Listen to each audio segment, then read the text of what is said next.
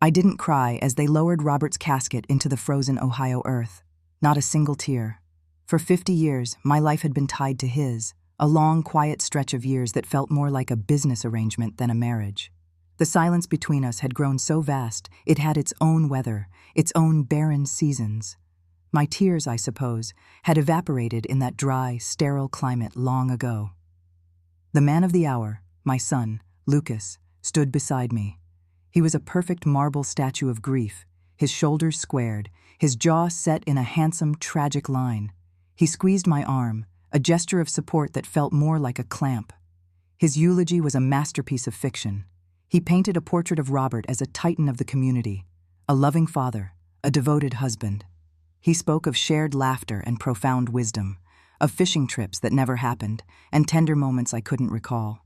I listened to the smooth, resonant cadence of his voice and wondered who he was talking about.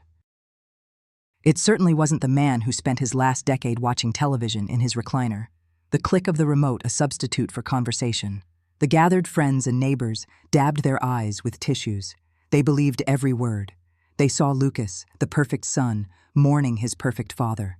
I saw a performance, and I was the unwilling audience.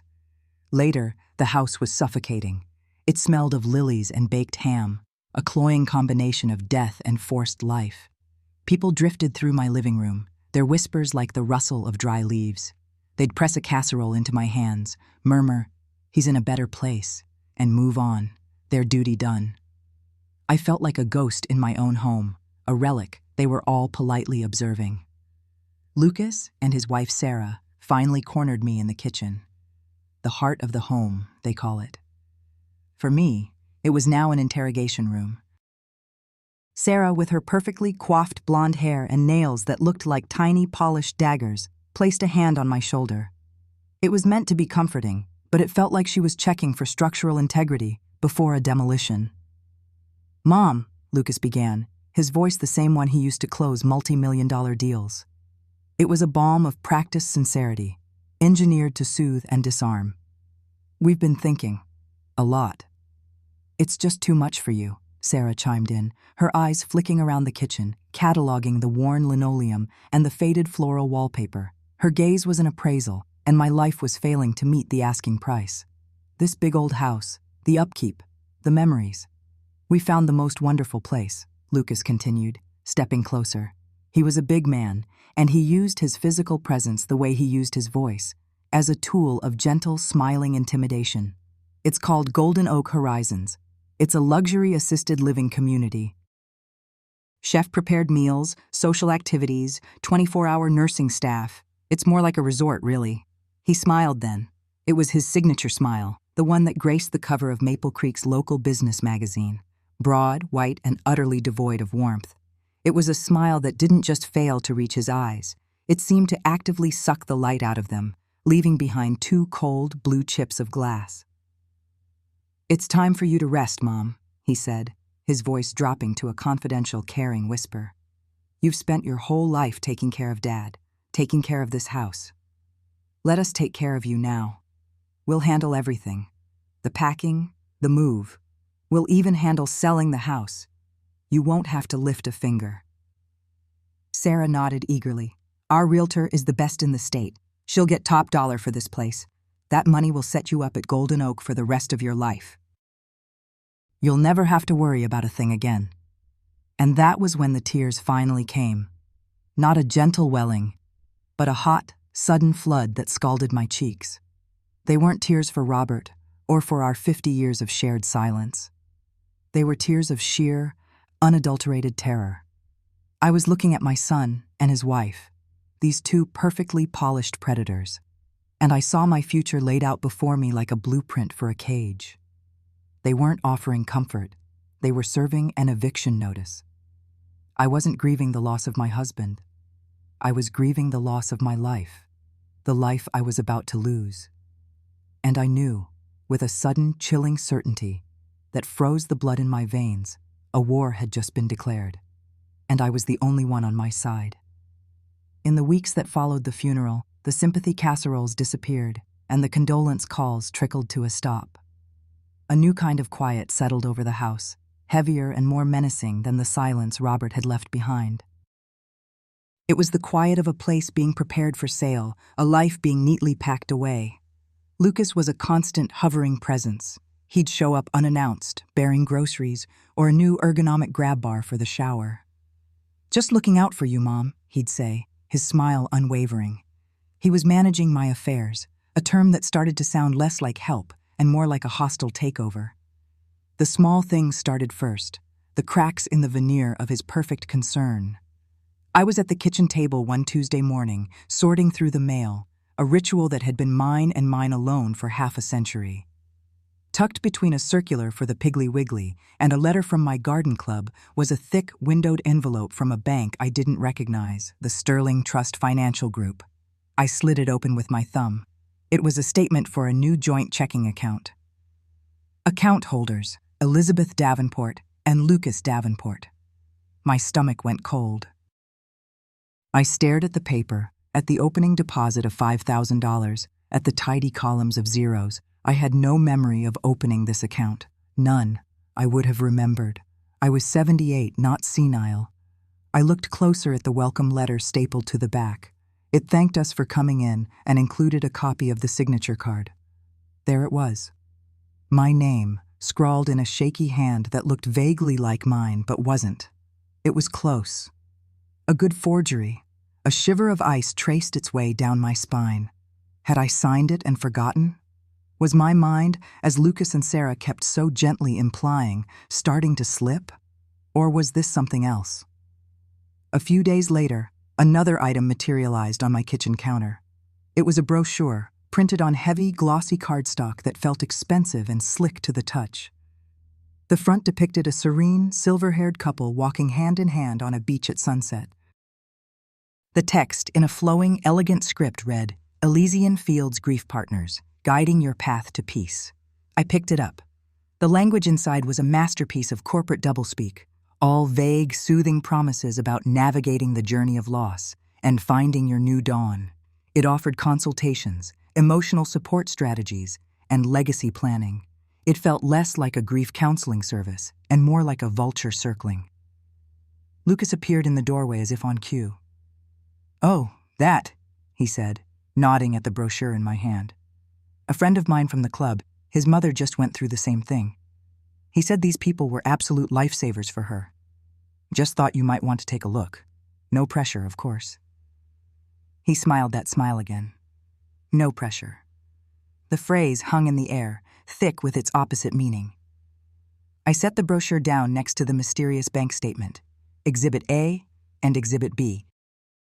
The final crack, the one that shattered the whole facade, came a week later. The phone rang. It was Margaret, the head pharmacist at Miller's drugstore. I'd known her since she was a teenager stocking shelves. "Elizabeth, it's Margaret down at the pharmacy. Hope I'm not bothering you." "Not at all, Margaret. What can I do for you?" There was a pause on the other end of the line. She sounded hesitant, uncomfortable. "Well, it's just, we got a new prescription order for you. A Dr. Albright?" I don't think I recognized the name. "Dr. Albright?" I repeated, my mind blank. "I've never heard of him. My doctor is Dr. Henderson." "I know," Margaret said, her voice dropping lower. "That's why I'm calling. This new doctor called in a couple of changes. He's switching you from your usual sleeping aid to Zaloplan. It's quite a bit stronger. And he's added a new anti-anxiety medication, lorazepam." My hand tightened on the receiver. "He did what? Without my consent? Without even seeing me?" "His office said your son Lucas had given them authorization," Margaret said, the professional caution in her voice barely masking her concern. "They said he has medical power of attorney. Elizabeth, are you all right?" The moment I hung up, my phone buzzed with an incoming call. It was Lucas. His timing was, as always, impeccable. "Mom? Just checking in. How are you feeling?" I took a deep, shaky breath, trying to keep my voice steady.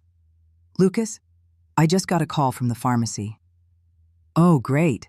So they got the new orders." "Fantastic." He sounded pleased. as if he'd just successfully streamlined a difficult supply chain. Fantastic. Lucas, who is Dr. Albright? Why are you changing my medications behind my back?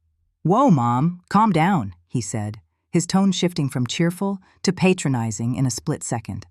It's for your own good. Dr. Henderson is a fine old-town GP, but let's be honest, he's a dinosaur. Dr. Albright is a concierge doctor. He's one of the best geriatric specialists in the state. He makes house calls. He's proactive. I just want to make sure you're being looked after properly. You've been so stressed, and you haven't been sleeping. I was sleeping fine, I said, my voice rising. And my stress is being caused by you, treating me like I'm a problem to be managed. Mom, you're grieving, he said, his voice now a low, pitying drone. You're not thinking clearly. This is what children who love their parents do. They step in. They help. I took the liberty of setting you up with the best care money can buy. You should be thanking me. I hung up the phone. The silence in the kitchen was absolute. He was taking liberties. So many liberties. The bank account. The grief partners. The new doctor. The stronger pills. Each action was a small, perfectly measured step, laid out like stones across a rushing river, designed to lead me from my life to the one he had chosen for me. It wasn't a path. It was a chute, and I was being greased for the slide. The fear that had been a quiet hum in the back of my mind was now a screaming siren. This wasn't about my well-being. This was about control, complete and total. The guilt was a physical thing, a heavy, sour knot in my stomach. To doubt your own son, your child. The boy you taught to ride a bike, whose scraped knees you bandaged, whose report cards you taped to the refrigerator. To suspect him of what? Malice. Deceit.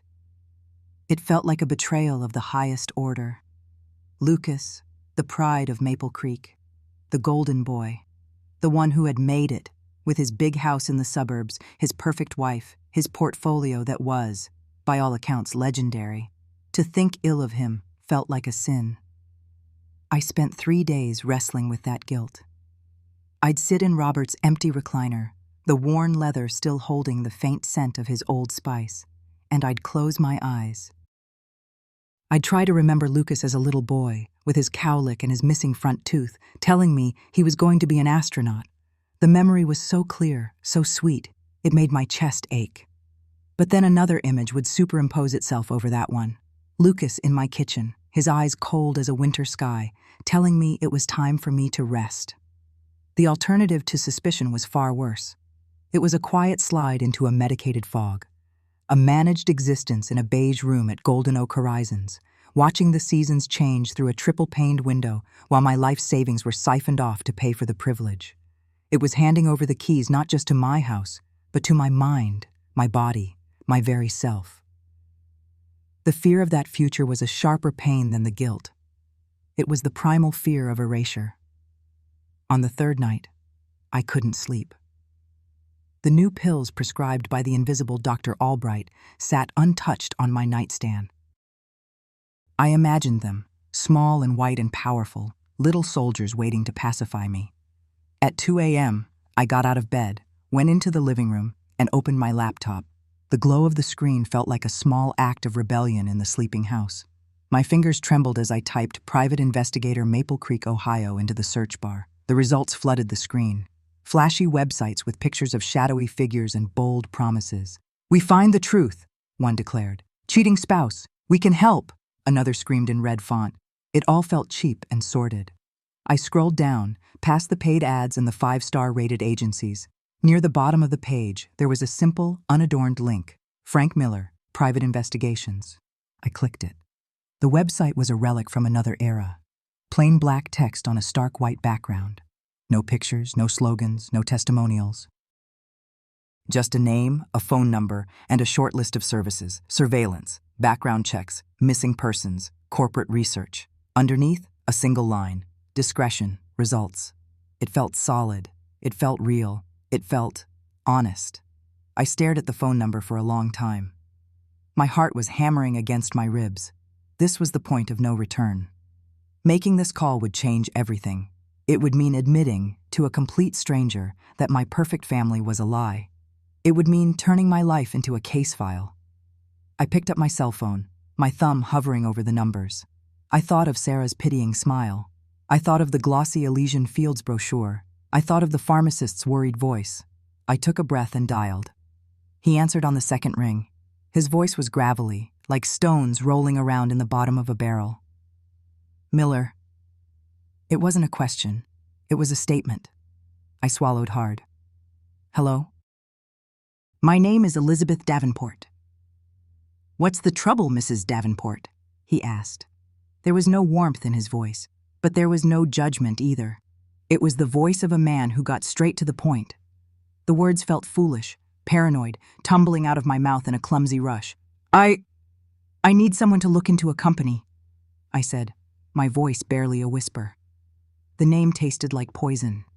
It's called Elysian Fields Grief Partners. Okay, he said. The silence on his end was vast, waiting for me to fill it. This was the hardest part.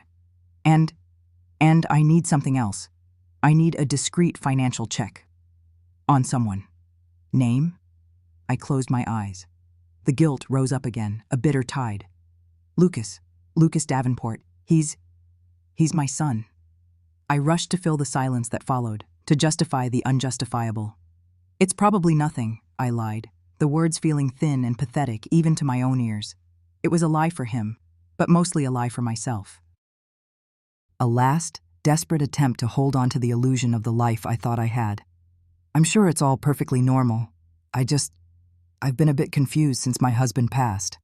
I just need to put my mind at ease. Frank Miller didn't question it.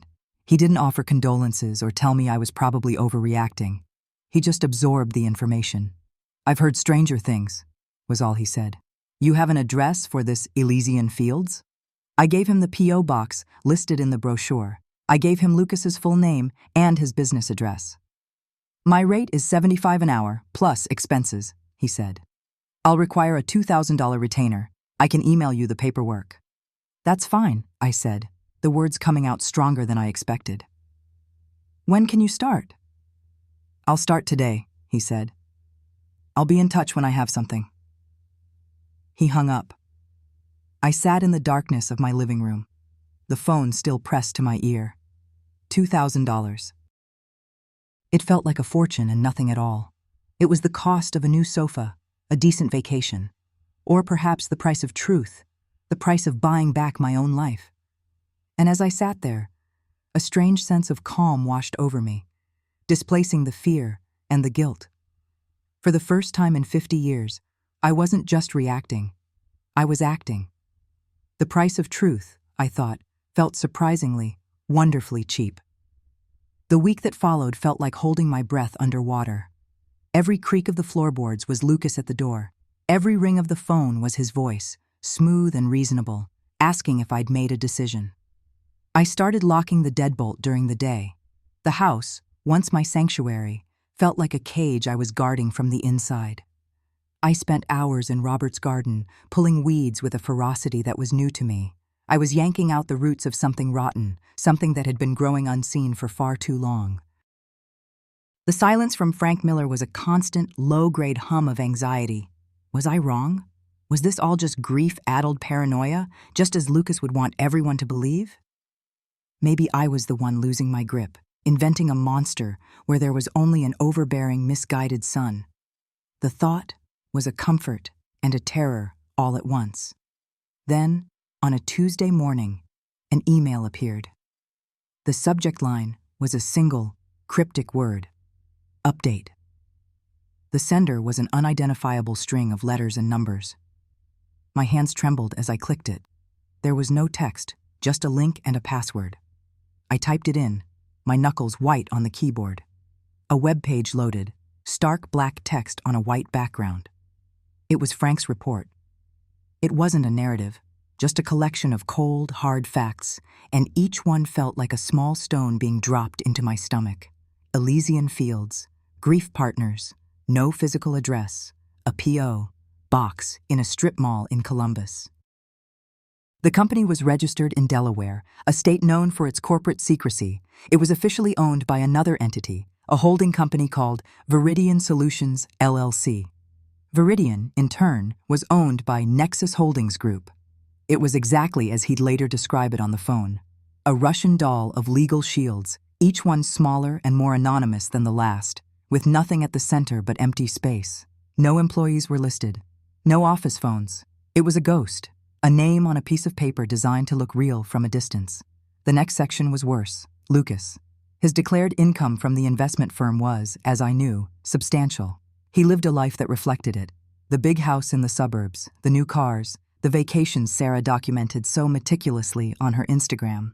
But Frank had peeled back a layer. He'd found a network of secondary accounts, flowing through smaller regional banks. The money wasn't coming from investments or salaries. The deposits were large, sporadic, and always in cash. And next to each deposit was a name. Frank had listed 3: Eleanor Vance, Richard Peterson, Maria Rossi. Underneath their names, in parentheses, were dates of death, their spouses, all within the last 2 years, all recently widowed, all former clients of Lucas's main firm, their assets now consolidated and managed by him. I stared at the names. They weren't just data points, they were people. I opened a new tab and typed in Eleanor Vance obituary. A smiling woman with kind eyes looked back at me from the screen of a local newspaper in Cincinnati. Her husband of 45 years had passed away after a brief illness. She was survived by her 2 children, who lived out of state. I did the same for Maria Rossi. A different city, a different face, same story. A husband gone, a life upended. I imagined Lucas, my son, arriving at their doors, his face a mask of compassion, offering a helping hand, a way through the fog of grief, offering them Elysian fields. I closed the laptop. The after-image of their faces burned into my mind. I felt a kinship with these strangers, these women whose grief had been seen as an opportunity. The report's final summary was a single, brutal sentence. Frank hadn't minced words. "This isn't grief counseling, Mrs. Sterling. This smells like a vulture's nest." The paranoia I had feared was nothing compared to the cold, stark reality of that sentence. It wasn't in my head. The monster was real, and he was my son. For a day, I did nothing. I sat in Robert's armchair, the report open on the tablet beside me, and I let the truth wash over me. It was a toxic tide.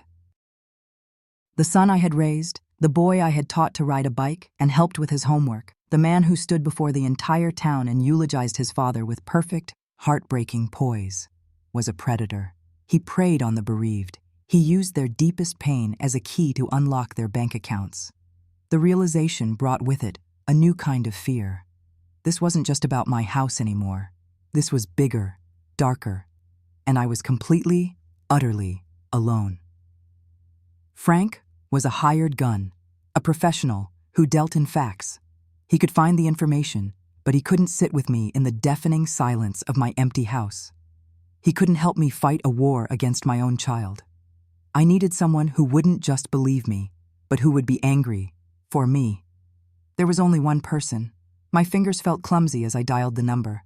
I hadn't spoken to her in a few weeks. The phone rang twice before she picked up, her voice bright and a little breathless.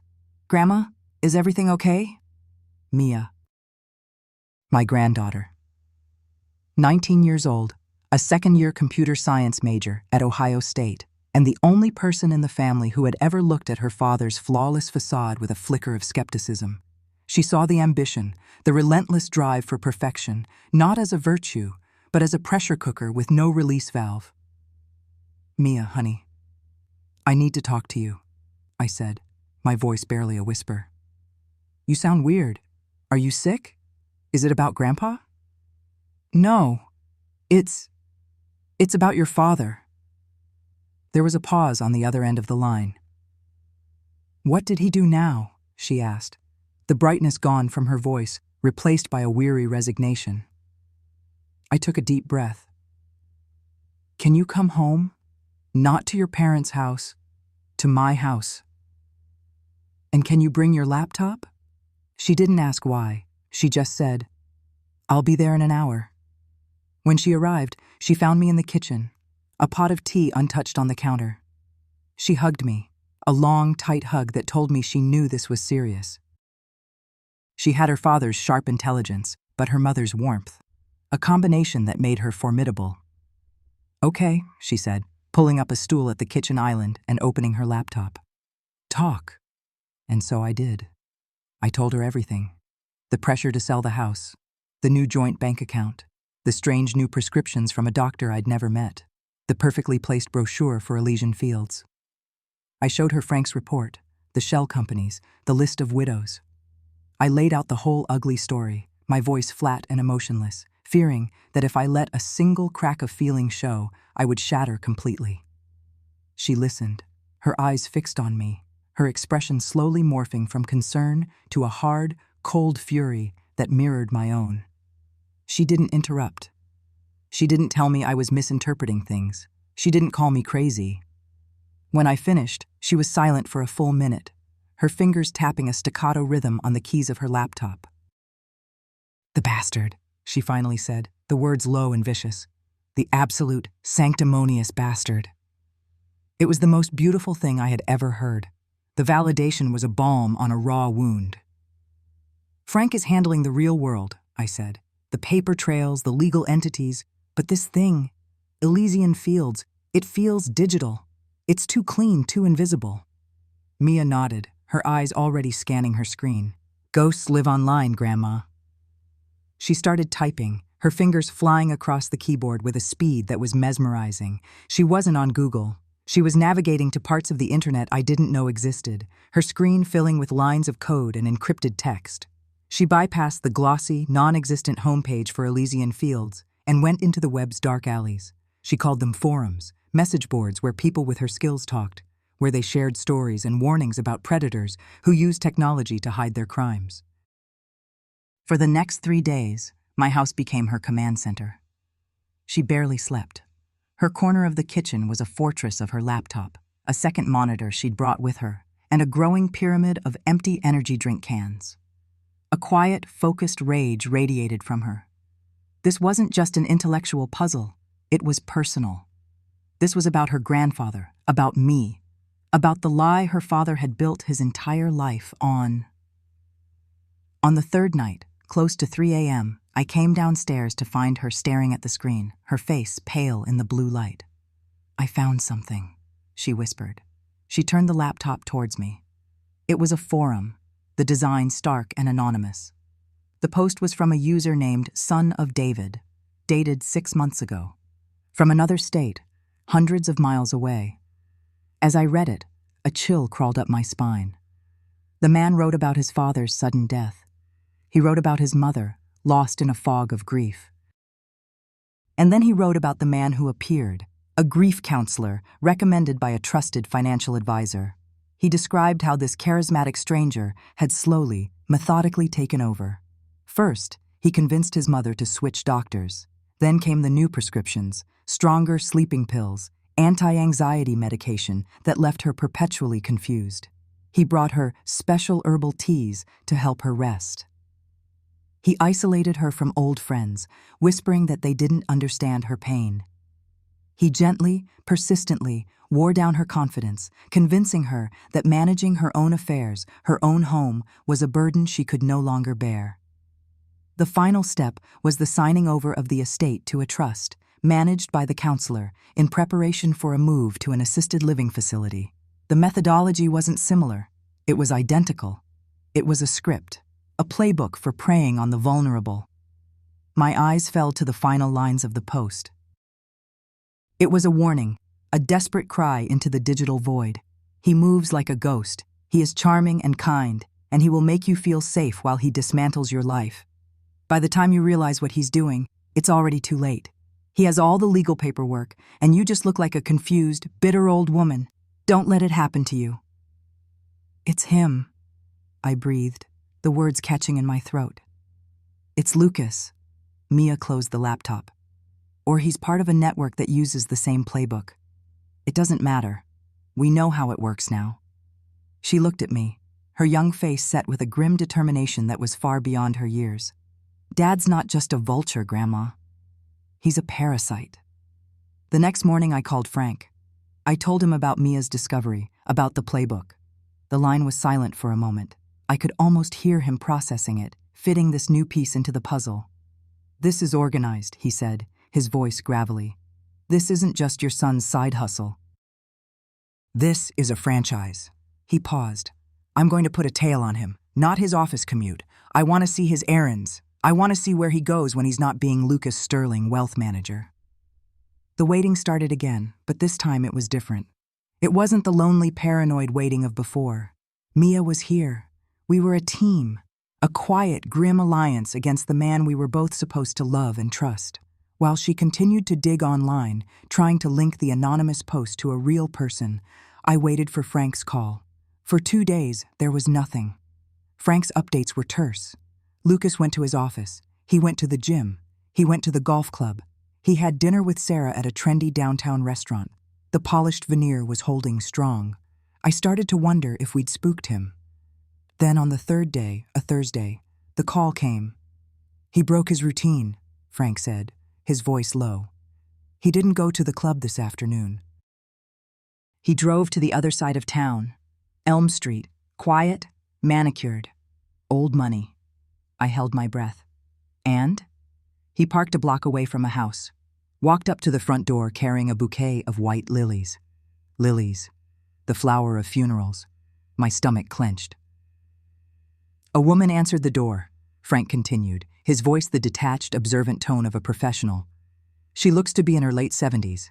Face is etched with grief." He embraced her on the doorstep. A long hug. Perfect picture of compassion. There was a rustling sound. "I've got him on a telephoto. He's inside now."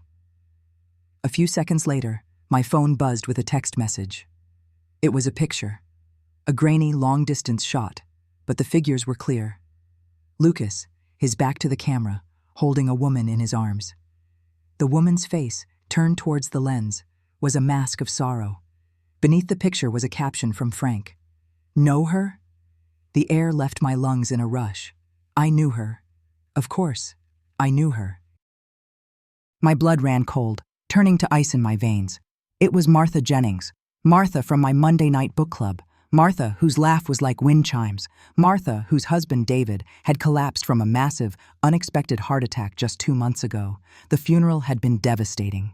My mind flashed back to our last book club meeting, just a week ago. Martha had been there, a shadow of her usual self. Her voice had trembled as she made an announcement. She was selling her house. The big, beautiful colonial on Elm Street where she and David had raised their children. It was all just too much to manage, she'd said, her eyes swimming with tears. Too many memories. But then her expression had shifted, a flicker of relief in the sadness. She told us not to worry. Her son had found a wonderful man for her, a grief counselor who was a true godsend. He was helping her with everything, the paperwork, the estate sale. He was helping her put all of David's complex assets into a simple trust, and was finding her a spot in a beautiful, high-end assisted living facility on the coast. She'd called him her angel. I stared at the photo on my phone. Lucas, her angel, the wonderful man, the playbook, the new doctor, the herbal tea, the signing over of the estate. It was all happening again, right here, in my town, to my friend. This wasn't a pattern anymore. It was a hunt. And the hunters were moving through our lives, unseen. The photo of Martha was the key that unlocked the final door in my mind, the last shred of denial, the tiny, hopeful part of me that whispered, maybe there was an explanation. It all evaporated. He was not just a predator targeting strangers in other cities. He was here. He was hunting in my own backyard. A frantic energy seized me. I had to find something concrete, something he couldn't explain away. My mind raced, stumbling through the fog of the last few months. Robert. Robert had been getting confused, forgetful. I had chalked it up to his age, his grief over his own declining health. But Lucas had been visiting more often in those final months, sitting with him for hours, bringing him things. Robert's office, a room I hadn't been able to bring myself to touch since he died. The door was closed as it always was. I pushed it open. A cloud of dust motes danced in the sliver of light from the hallway. The air was stale, smelling of old paper and Robert's pipe tobacco. It felt like trespassing. I went straight to his big oak desk. It was neat, orderly. Robert was a man of habit. Pens in the holder, papers stacked. I rummaged through the drawers. Old checkbooks, bank statements, warranties for appliances we no longer owned. Nothing. I felt a surge of despair. What was I even looking for? A signed confession. Then I saw it. Tucked in the back of the bottom drawer, beneath a stack of old tax returns, the tablet Mia had given him for his birthday 2 years ago. He was clumsy with technology, always complaining it was too complicated. Mia had simplified it for him, setting up a single notes app for his grocery lists and reminders. He'd used it for a while, then complained the screen was too bright and went back to his pen and paper. I had forgotten all about it. My heart hammered against my ribs. I picked it up. The screen was dark. I pressed the power button. It flickered to life, the battery almost dead. And there, on the screen, was the Notes app, still open. The top of the list was what I expected. Milk, bread, eggs, call plumber. But below it, the entries changed. They weren't lists anymore. They were fragmented, typo-riddled sentences. Journal entries from a mind that was slowly being clouded. I scrolled down, my blood turning to ice. An entry from 6 weeks before he died. Anxiety is bad today. Lucas says the new pills will help, says doctor knows best. Another a few days later. Foggy. Can't remember yesterday. Elle is so good to me, sits for hours. Good boy. Then a week after that. He explained the finances again. Too complex for my old brain. He says I'm a burden on E, that it would be a kindness to let him handle it all, so she doesn't have to worry. I could feel the bile rising in my throat, the psychological erosion, the systematic dismantling of my husband's confidence, his sense of self-worth, convincing him he was a burden, a kindness. My son had told my husband that his existence was an act of cruelty towards me. And then I saw it. The final, chilling entry, dated 1 week before he passed away. Drank the special tea Elle brought, bitter, to help me sleep. A deep sleep, he said. He says soon all the worry will be over. I dropped the tablet. It clattered onto the hardwood floor, the screen cracking. The sound echoed in the silent room. The tea, the special tea. I remembered it now. Lucas bringing a thermos. A special calming blend from a little shop downtown, he'd said. It'll help Dad rest. Robert had drunk it. He'd fallen into a heavy, impenetrable sleep, and his breathing had been shallow the next day. I'd thought it was just the progression of his illness. The pills, the tea, the constant, gentle pressure. He hadn't just been targeting strangers after their spouses died. He had honed his methods. He had perfected his script. He had practiced. He had practiced on his own father. I clutched Robert's tablet like it was a holy relic. Its cold weight, a poor substitute for the weight of justice. Frank had given me a name, a number, a lifeline. Mrs. Singh's law office wasn't what I expected. It wasn't a wood-paneled monolith downtown. It was a modest suite in a clean, modern building, filled with light and the quiet hum of a server. She was a woman who looked to be in her late 40s, with a sharp, intelligent gaze that missed nothing and a kindness in the lines around her eyes that put me instantly at ease. Frank sat beside me, a silent, granite-like presence. "Mrs. Collins," she began, her voice calm and measured. "Frank has given me the broad strokes, but I need to hear it from you, and I need to see what you've brought." I unlocked the tablet and handed it to her. I watched her face as she read. I'd been over the entries so many times I had them memorized, the confusion, the fog, the special tea Lucas brought. Ms. Singh's professional composure didn't crack, but I saw a muscle tighten in her jaw. She scrolled, her finger moving deliberately across the screen, absorbing every word. When she finally looked up, the kindness was still in her eyes, but it was overshadowed by a grim, professional reality. "Elizabeth, May I call you Elizabeth? I nodded. This is deeply disturbing, horrifying even. She placed the tablet gently on the polished surface of her desk, as if it were evidence in a trial that had already begun. But I have to be blunt with you. As it stands, this is not proof. The words hung in the air-conditioned quiet of the room. Not proof. What do you mean? My voice was a dry whisper. It's right there. Robert wrote it. He did, she agreed, leaning forward, her hands clasped. But in the eyes of the law, this is what we call circumstantial. It's a journal. It's hearsay, legally speaking, even if he's passed on. We can't cross-examine a memory. Lucas's lawyers would argue it's the confused ramblings of a sick, elderly man. They will say he was imagining things, that his perception was clouded by his illness. Frank shifted in his chair. They'll tear him apart on the stand, and he ain't even there to defend himself. Ms. Singh nodded at Frank, then turned her focus back to me. That's the first hurdle. The second is more immediate and far more dangerous for you. Frank mentioned a power of attorney. I felt a cold dread snake its way up my spine. Yes, Robert and I signed papers years ago, after his first heart scare. It seemed like the sensible thing to do, so Lucas could help if we ever needed it. A durable power of attorney, she clarified, her tone precise. It's a powerful legal instrument, Elizabeth. It gave Lucas the authority to make financial and medical decisions on Robert's behalf, especially if a doctor deemed him incapacitated. Which, from the sound of this, Dr. Albright, is exactly what Lucas was setting up. I felt sick. The sensible thing to do. We had handed him the keys to the kingdom without a second thought because he was our son. Our perfect, successful son. His death certificate, Ms. Singh continued, her voice gentle but firm. What was the official cause of death? Cardiac arrest, I said numbly. That's what the hospital told me. And it was signed by a doctor? Not a coroner? Yes, the doctor in the emergency room. She sighed, a soft, weary sound. That's obstacle number 3. An official death certificate, signed by a physician, listing a natural cause. To challenge that, we would need to petition a judge for an exhumation. My breath caught in my throat. We would have to have Robert's body dug up. Then a medical examiner would perform a full autopsy and toxicology screening. And even then, Elizabeth, there's no guarantee they'd find anything.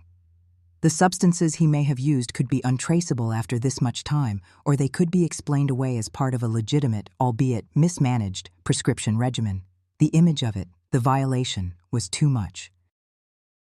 Tearing Robert from his final rest, subjecting his body to scalpels and tests, all for a chance at finding something. Lucas would paint me as ghoulish, vengeful, unhinged, as if reading my mind, Miss Singh delivered the final, crushing blow. And that is precisely what he will do. Understand this, Elizabeth.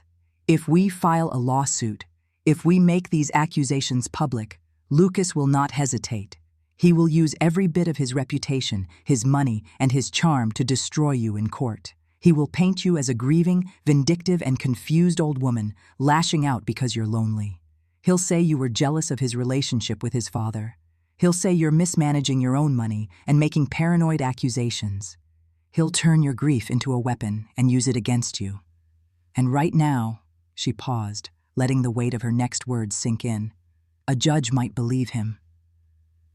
The room was silent. The light streaming through the window suddenly felt harsh and interrogating. Frank cleared his throat. She's right, Elizabeth. I've seen it happen. The guy with the clean suit and the perfect smile, they almost always get the benefit of the doubt. I looked down at my hands, at the wrinkled skin and the prominent veins. The hands that had raised him, fed him, held him when he was sick. Were these the hands of a confused, vindictive old woman? For a fleeting, terrifying moment, I almost believed it myself. The doubt was a poison, just as potent as whatever he'd put in Robert's tea. But then I saw Robert's face in my mind. Not the vacant look from his last days, but the sharp, witty man he used to be. And I felt a flicker of rage that burned away the fog of despair. They had given me a wall of obstacles, I would find a way to tear it down, brick by brick. I left Miss Bai Singh's office with a heavy heart, but a clear mind. The war had been declared, and I now understood the battlefield. I thought I would have time to plan, to gather my forces. I was wrong. Lucas must have sensed the shift in the currents between us. My grief, which had been a placid, manageable thing for him, had been replaced by a quiet resistance he couldn't quite name, but could definitely feel. So he struck first, and he struck hard. It was 3 days after my meeting with the lawyer. The doorbell rang. It wasn't a neighbor with a casserole or the mailman. It was a young man in a cheap suit, holding a clipboard and an unnervingly thick envelope. "Elizabeth Collins?" he asked, not meeting my eye. "Yes." "You've been served." He pushed the envelope into my hand, had me sign his clipboard, and was gone before I could even close the door. My hands trembled as I tore it open right there in the hallway. The legal jargon was dense, intimidating, but the words that leaped out at me were clear enough. Petition for emergency conservatorship. Petitioner: Lucas Collins. Respondent: Elizabeth Collins. I sank onto the bottom step of the staircase, the papers shaking in my grip. I read on, my blood turning to ice. It was a masterpiece of fiction, a narrative so twisted it felt like I was reading about a stranger. He was petitioning the court to grant him full legal control over me and my assets. He cited my deepening confusion and my inability to distinguish reality from paranoid fantasy. He mentioned erratic behavior, describing how a neighbor had seen me gardening in the dark at 10 p.m. He didn't mention it was the only cool part of the day during a July heat wave. He claimed I was neglecting my own health, refusing to see the new, highly recommended doctor he had found for me. The petition stated I was a danger to myself, unable to manage my own affairs. My home, my bank accounts, my very body. He was asking a judge to give him ownership of it all. It was a legal kidnapping. And then I saw the attachments, the affidavits, the supporting evidence for his lies. The first was a signed, notarized letter from Dr. Albright, the doctor I had never met, whose name I only knew from the pharmacy. In crisp medical language, he attested to my significant cognitive decline, based on, he wrote, conversations with my son and a review of my prescription history. He had diagnosed me from a distance, condemned me without ever looking me in the eye. He was a hired gun with a prescription pad. The second one hurt more. It was from my neighbor, Carol. The woman I'd shared coffee with for 20 years, the one whose spare key I held. Her statement was carefully worded, full of half-truths that were more damning than outright lies. Elizabeth has become very reclusive since Robert passed, she wrote. She doesn't answer her door much anymore, and when I do see her, she seems distant, worried.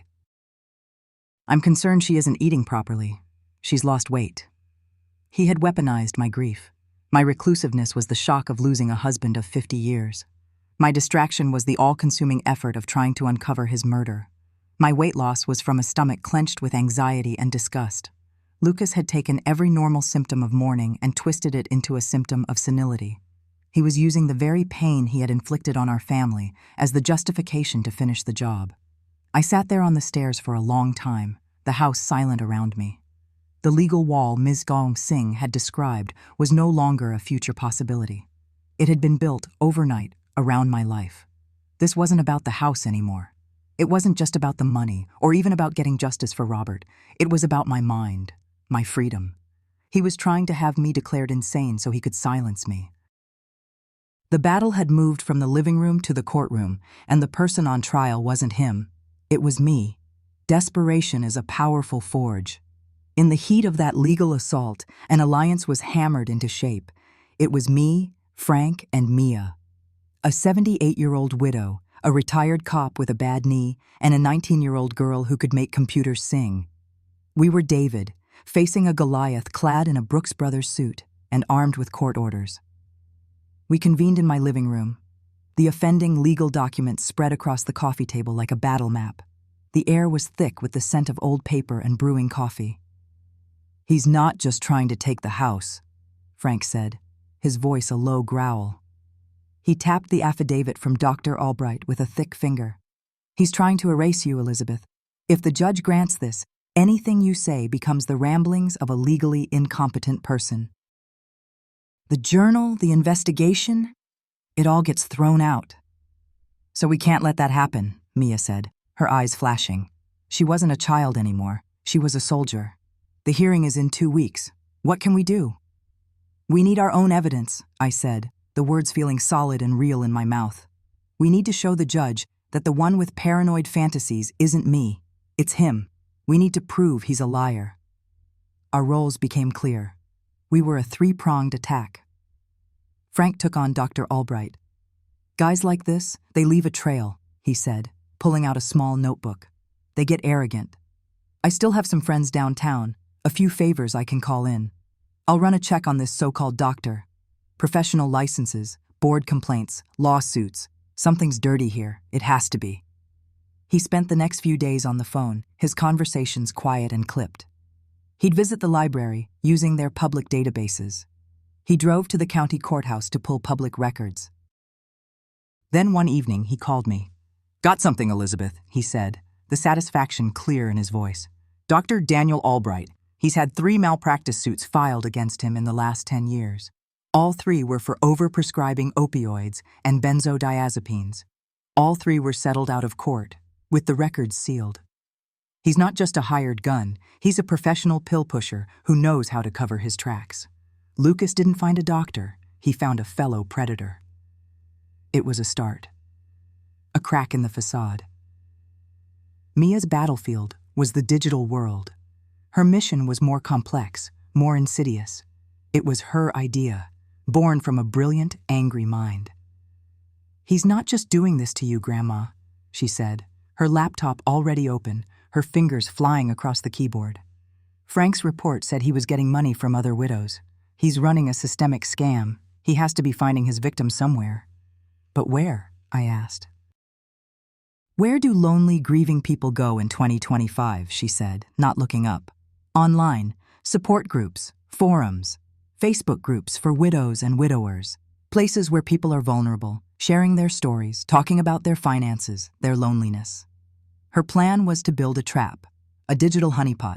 She created a fake online profile from scratch. The name was perfect, Eleanor Vance. Mia built her a whole life.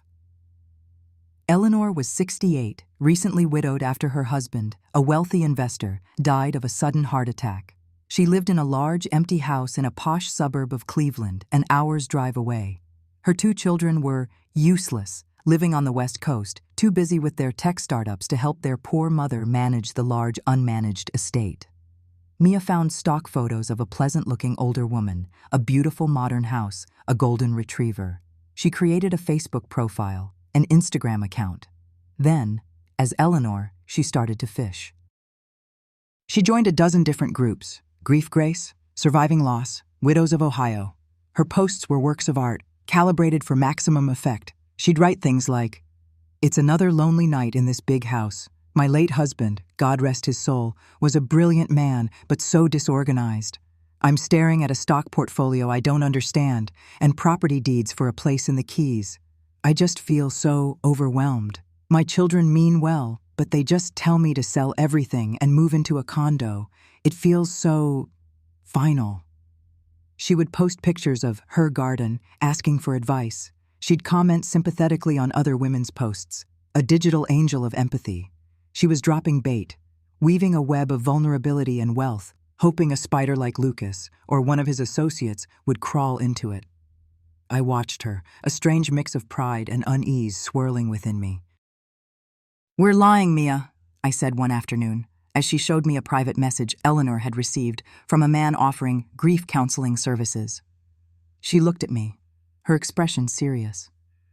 "He's trying to have you locked up based on lies, Grandma. We're not lying. We're fighting back with the only weapons we have left." The practical obstacle was immense. We were digging for whispers and shadows, trying to find a smoking gun while a legal guillotine hung over my head, set to drop in less than 2 weeks. Frank was chasing paper trails that had been deliberately buried. Mia was fishing in a vast digital ocean. And I was the bait in a much more dangerous trap, waiting for the monster to come home. The call from Miss Singh came on a Tuesday morning. It was the final push I needed. "Elizabeth," she said, her voice devoid of its usual warmth, replaced by a grim pragmatism.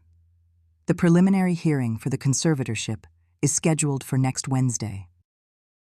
I've filed our opposition, including a sworn statement from you and the information Frank dug up on Dr. Albright. But I need to manage your expectations. A judge is likely to see the malpractice suits as a separate issue. Without more, they're going to lean towards caution.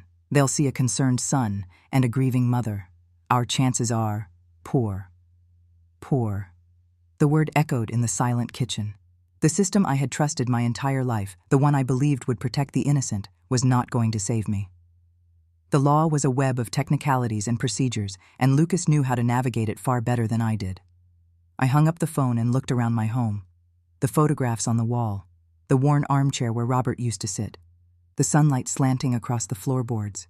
He was going to take it all. He was going to take me. A cold, hard clarity settled over me. If the system wouldn't give me justice, I would have to extract it myself. If I couldn't prove what he did in a courtroom, I would make him confess it in my living room. "Mia," I called out. My voice didn't tremble. It was steady. "Frank, come over. I have a plan." That evening, the three of us held our final war council. I laid it out for them. It was terrifyingly simple. It was horrifically risky.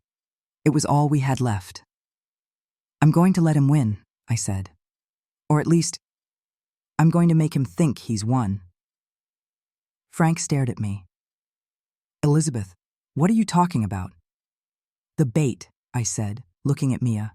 "Your Eleanor Vance is brilliant, but it's a long shot. The most tempting bait isn't some stranger online. It's me, defeated, broken, ready to sign whatever he puts in front of me." Mia's eyes widened as she understood. "The cameras." "Exactly," I said. "He's arrogant. He's proud of what he's done. He thinks he's smarter than everyone else. If he thinks I'm completely beaten, that I'm a confused old woman with no fight left in her, he'll gloat. He'll explain himself. He'll want to justify it to me, to the mother he's just conquered." The next day, Mia went shopping. She came back with a bag full of small, innocuous-looking objects: a new digital photo frame, a phone charger block, a smoke detector, a small ceramic bird for the mantelpiece. Each one contained a high-definition, voice-activated camera and microphone. For hours she worked, a silent, focused technician. She replaced the old smoke detector in the living room ceiling. She plugged the charger into a wall socket near the sofa. The photo frame went on the end table, cycling through pictures of her and me, a perfect disguise. The ceramic bird was placed on the mantel, its tiny black eye aimed directly at the armchair I would sit in. They tested the system. On Mia's laptop, 4 different video feeds appeared, crystal clear. The audio was sharp enough to pick up a whisper from across the room. She showed me how the feeds were being routed through a secure server and streamed directly to an encrypted link that she would send to Frank's phone and Ms. Singh's. They would be watching. They would be listening. That evening, everything was in place. The stage was set. The house was quiet, but it felt alive with a tense electric energy. It was time to make the call. My heart hammered against my ribs, a frantic drumbeat of fear and resolve. I picked up the phone, my hands slick with sweat. I took a deep, shaky breath, summoning every ounce of weakness I had fought so hard to overcome. I practiced a tremor in my voice. I thought of Robert's empty chair. I thought of the cold, legal papers. I dialed Lucas's number. He answered on the second ring, his voice smooth and professional. "Hi, Mom. Everything okay?" The sob I produced was a work of art.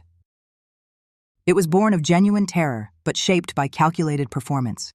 "Oh, Lucas," I cried, letting my voice crack and break. "Lucas, I can't." There was a pause on the other end.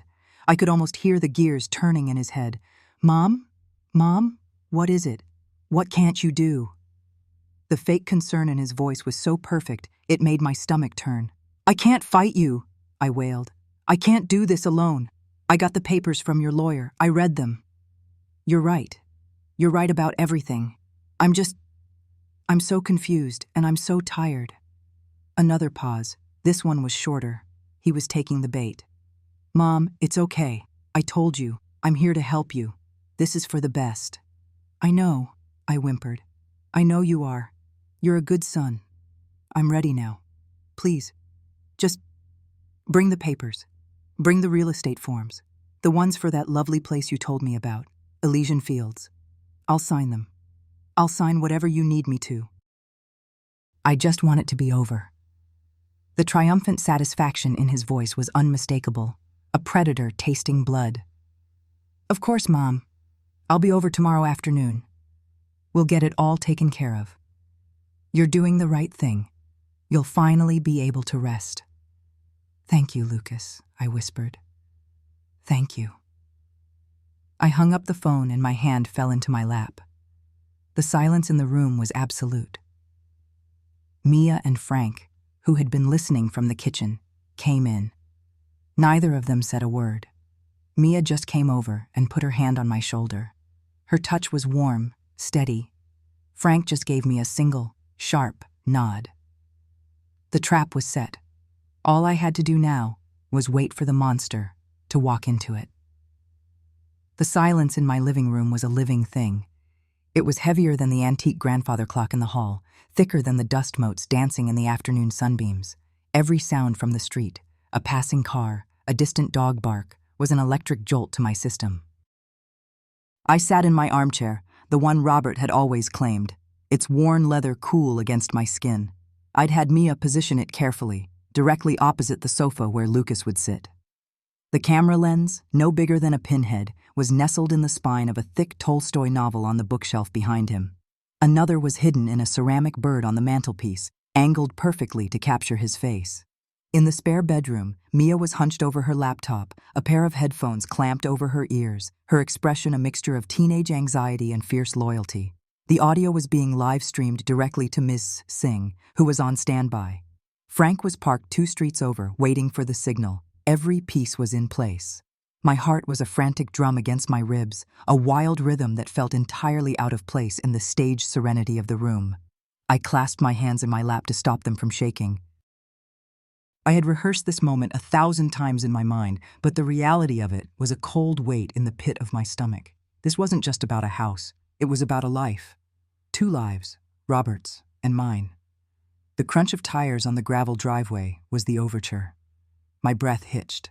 I forced it out slowly, deliberately, schooling my features into the mask of weary confusion I had been practicing for days.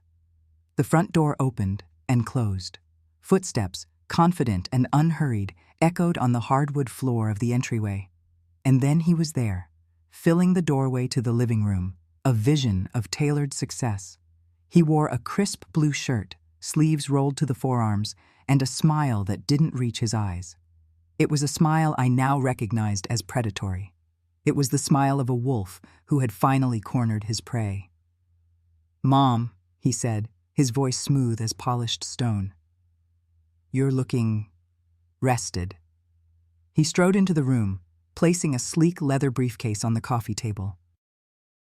And it landed with a soft, final thud. "I brought the paperwork. I figured we could get it all done today. Make it easy for you." I blinked slowly, letting my gaze drift from his face to the briefcase and back again. I let a tremor enter my voice. "So much to do." "It's for the best," he said, sitting on the sofa, directly in the crosshairs of Mia's hidden cameras. He snapped open the briefcase and began laying out documents like a dealer spreading cards on a felt table. Each page was a shackle: power of attorney, sales agreements, admission forms for Elysian Fields. No, not for the real one, for the high-end facility he'd chosen for my final chapter. "See? It's all very straightforward. We've handled everything. Sarah and I just want you to be comfortable. No more stress."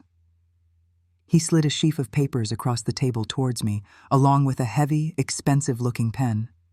"Just sign here and here, and initial this one at the bottom." I didn't look at the papers. I looked at him. My son. My perfect, successful, monstrous son. I let my hand hover over the first page, feigning a palsy I did not feel. "It's all so fast, Lucas. My head is just spinning." I pressed my fingertips to my temple. "I need to understand. I need you to tell me again. So I'm sure." A flicker of impatience crossed his face, but he quickly smothered it with a veneer of paternalistic concern. "Of course, Mom. Whatever you need." He leaned forward, elbows on his knees, adopting the tone one might use for a child. "The house gets sold. The money goes into a trust, which I'll manage for you. It'll cover all your expenses at the new facility. The best care, 24/7. You won't have to worry about a thing. Ever again." His words were poison-coated in sugar. I let my eyes fill with manufactured tears, letting one spill over and trace a path down my wrinkled cheek. "You'll take care of everything," I whispered. It wasn't a question. It was the cue. "Everything," he confirmed, his voice dripping with condescending reassurance. I leaned forward slightly, my gaze locking onto his. I held it, refusing to let him look away. The air in the room seemed to crackle, the silence stretching into a thin, vibrating wire. I lowered my voice, infusing it with all the real grief I had suppressed, all the horror I had uncovered. "Tell me how you'll take care of me, Lucas." I paused, letting the weight of the moment settle. "Like you took care of Dad?"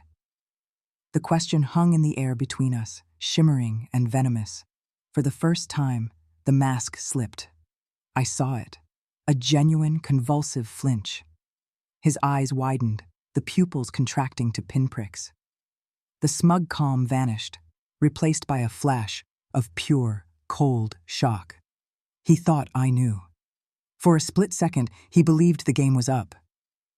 But then he looked at me, a confused, tearful old woman, her hand trembling, her mind seemingly lost in a fog of grief and senility.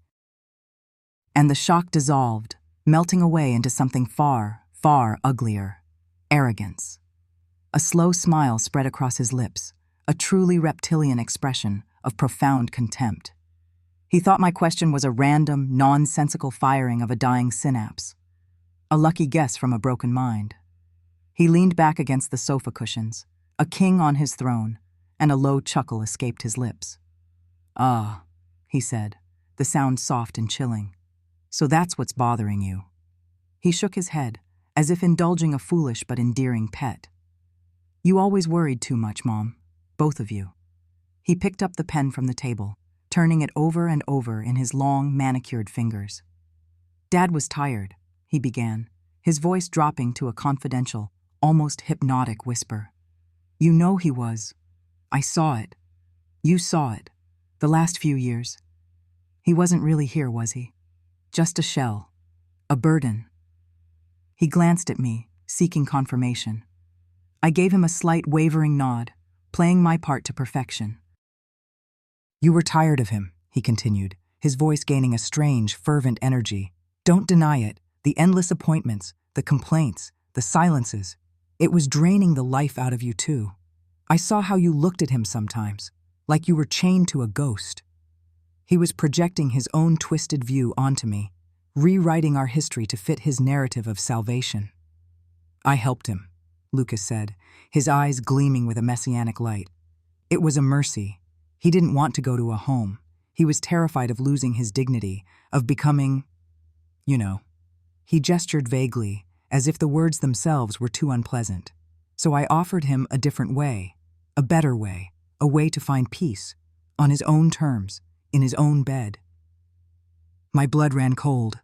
He was talking about the notes in Robert's journal, the new pills, the special tea. He was confessing. Not just confessing, but boasting. "It wasn't hard," he said, his voice warming to his theme, the words flowing faster now, a torrent of self-justification. "A slight adjustment to his medication here, a stronger sleeping aid there. Dr. Albright was very accommodating. He understood the need for compassionate care, for relieving suffering." He smirked. "And then, just a conversation, helping him see the truth, that his time was over, that he was holding you back, that letting go was the most loving thing he could do for you." He paused, looking at me, expecting, what? Gratitude? Absolution? I just stared, my face a carefully constructed canvas of bewildered grief. "He chose it, Mom," Lucas insisted, his voice rising with righteous fervor. "On that last night, I brought him his tea. We talked. He was calm. He thanked me. He said to tell you he was sorry for being a burden for so long. He drank the tea, and he went to sleep. Peacefully. No more pain. No more worry. He spread his hands wide, a benevolent God explaining his creation. I gave him that gift. My entire being was screaming. Every instinct I had was to leap up, to claw at his face, to shriek the truth into his smug, handsome features. But I held my ground. The camera was rolling. Ms. Singh was listening. Frank was waiting. I needed more. And the others? I stammered, making it sound like a confused non sequitur. Martha Jennings. Her son said a nice man was helping her, like you. Lucas's smile widened. He was so far gone in his own narrative of heroism that he saw no danger. He saw only a dotard connecting random dots. Martha is a perfect example, he said, his tone now that of a professor lecturing a prize student. Her husband dies, leaves her with a 4-bedroom house she can't manage, stocks she doesn't understand, a life that's suddenly too big for her. The kids are circling, seeing dollar signs. It's a tragedy waiting to happen. He leaned forward again, his eyes burning with intensity. So I step in. I'm not a vulture, Mom. I'm a liberator. I'm an end-of-life consultant. I offer a service, a transition. These people, they are drowning in their assets. They're paralyzed by possessions they no longer need. Their families see them as a problem to be managed. I see them as people who need to be set free. He was on a roll now, the words tumbling out in a self-aggrandizing cascade. He detailed the entire scheme. The Shell Company, Elysian Fields Grief Partners, a name chosen for its poetic irony. The way he'd recruit pliable doctors like Albright, who were already in trouble for malpractice and were happy to trade their integrity for a steady stream of cash. The psychological manipulation, the careful gaslighting, making these strong, independent women believe they were losing their minds, that they were incapable of managing their own affairs. It's a kindness, he insisted, his voice ringing with conviction. I take the burden of their wealth from their shoulders. I place them in comfort. And yes, I take a commission, a substantial one. Why shouldn't I? I am providing a bespoke, artisanal solution to one of life's most difficult problems. I am a pioneer. I'm not a thief. I'm an artist. And this, he gestured around the room, at the life he was trying to dismantle, is my canvas. He was a monster, a true sociopath, wrapped in the language of a tech startup CEO. He had monetized death, packaged patricide as mercy, and saw himself as a visionary. He believed every word he was saying. He didn't see the tiny red light on the ceramic bird. He didn't hear the faint scrape of a shoe on the porch outside. He was lost in the grandeur of his own confession, explaining his divine work to the feeble mortal he was about to discard. He finally leaned back, a look of sublime satisfaction on his face. So you see, Mom, you don't have to worry. I will take care of you, better than anyone. It's all for the best. Now, he said, his voice becoming practical again, let's get this signed. He pushed the papers and the pen towards me one last time. I looked down at the pen. I looked at his expectant, triumphant face. And for the first time in what felt like an eternity, I let myself smile. It wasn't the weak, confused smile I had been faking. It was a real one. It was cold and sharp and full of steel.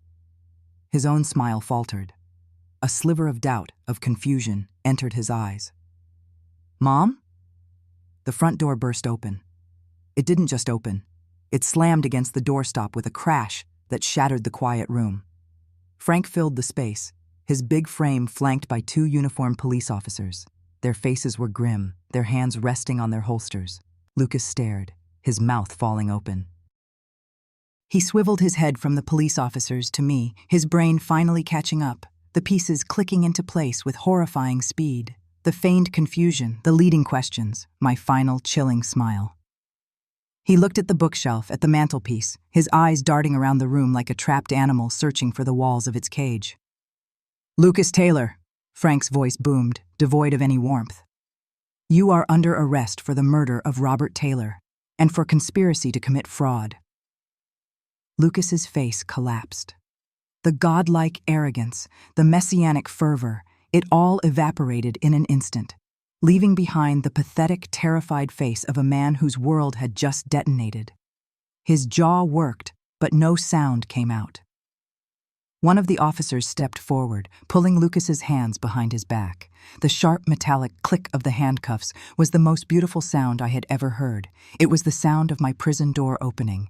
It was the sound of justice. As they led him away, a sputtering, incoherent mess, his eyes met mine one last time. They were filled not with hatred, but with utter, uncomprehending betrayal. He still didn't understand how the feeble mortal had toppled the god. Mia appeared in the doorway of the spare room, her face pale, her eyes wide. She held her laptop clutched to her chest like a shield. She looked at the empty space where her uncle had been sitting, then at me. A single tear rolled down her cheek, but she was smiling. I opened my arms, and she ran into them, burying her face in my shoulder. The silent, heavy weight in the house was gone. The air was light. I could breathe again. The aftermath was exactly the hurricane Miss Singh had predicted. It started with the local news, a single van parked discreetly down the street. Within 24 hours, our lawn was a swamp of satellite trucks, reporters, and photographers, all trampling the azaleas Robert had so carefully tended. They called him the Maple Creek Monster. The name stuck. It was a hashtag on Twitter, a trending topic on Facebook. His perfect, curated life, the successful career, the beautiful wife, the flawless reputation wasn't just tarnished. It was incinerated in a global bonfire of public outrage. The story was irresistible. The handsome, wealthy son who preyed on grieving widows, a modern-day Bluebeard who had practiced his dark art on his own father. Sarah filed for divorce within a week. Her call to me was short and venomous. She didn't ask if I was okay. She didn't express shock or sorrow. She hissed accusations, blaming me for not stopping him sooner, for airing our dirty laundry, for destroying her life. Then she hung up. The family I had known for 30 years, the one I had hosted for countless Thanksgivings and Christmases in this very house, was gone. It had never been real anyway. It was a facade, a hollow structure, and the truth was a wrecking ball. The legal proceedings were a blur of depositions and hearings. Dr. Albright sang like a canary, trading his testimony against Lucas for a lighter sentence. Other victims came forward, their sons and daughters having dismissed their fears as dementia, now looking back in horror. The web Lucas had so carefully woven was unraveling thread by thread, exposing the rot at its center. Through it all, I felt a strange sense of detachment. I watched the news reports as if they were about someone else's family, some fictional drama on Netflix. The house, my home for half a century, began to feel like a crime scene. Every room held a ghost. The armchair where I had trapped my son, the bedroom where my husband had died, the kitchen where I had made a million meals for a family that was a lie. It wasn't a sanctuary anymore. It was a mausoleum. So I sold it. It was my decision, and mine alone. Frank helped me find a realtor, a no-nonsense woman who wasn't fazed by the house's newfound notoriety. She called it provenance. We held no open house. A developer bought it for the land value, sight unseen. On the last day, after the movers had taken the few things I wanted to keep, I walked through the empty rooms.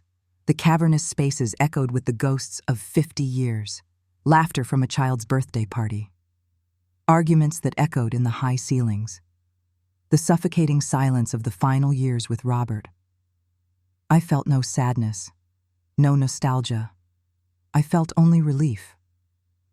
I closed the front door behind me, didn't lock it, and walked away without looking back. I was leaving a prison, not a home. The seasons turned. The media frenzy died down, moving on to the next monster, the next scandal. Lucas was convicted on all counts, his sentence ensuring he would die in prison. The world moved on, and so did I. It's 6 months later. The scene isn't one of shouting reporters or clicking cameras. It's quiet. I'm sitting on a small balcony that overlooks a placid, shimmering lake, miles and miles from Maple Creek. The air is clean and smells of pine and water. The apartment Mia and I share is small, but it's filled with light. There are no dark corners, no heavy furniture, no ghosts. Everything is new. Sunlight, warm and gentle, falls on my face. My hands, which once trembled with fear and rage, are steady now. I'm showing Mia how to repot a geranium. I crumble the rich, dark soil between my fingers, explaining how to loosen the root ball without tearing it. Like this, I say, my voice calm. You have to be gentle but firm. Give it room to grow. Mia watches, her brow furrowed in concentration.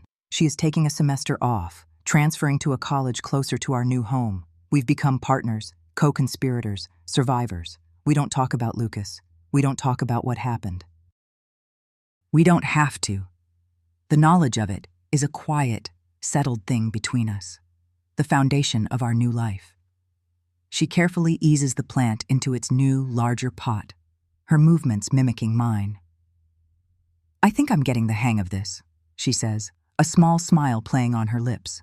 You're a natural, I reply, and I mean it. We work in comfortable silence for a few minutes, the only sounds the scrape of the trowel and the chirping of birds. The fight left scars, deep ones that I will carry forever. But it didn't break me. It did something else. It burned away the dross, the decades of being defined by my roles. Robert's wife, Lucas's mother, the quiet woman in the big house on the corner. All those versions of me were ashes. I look out over the water, a vast expanse of blue meeting the sky. The peace I feel isn't the fragile, temporary peace of a battle won. It's deeper. It's the solid, grounding peace of self-reclamation. I am no longer an appendage to anyone. I am not a victim. I am not defined by a man's name or a son's crimes. My name is Elizabeth, and for the first time in 50 years, I am utterly, completely, and gloriously free. The peace is real this time. It is mine.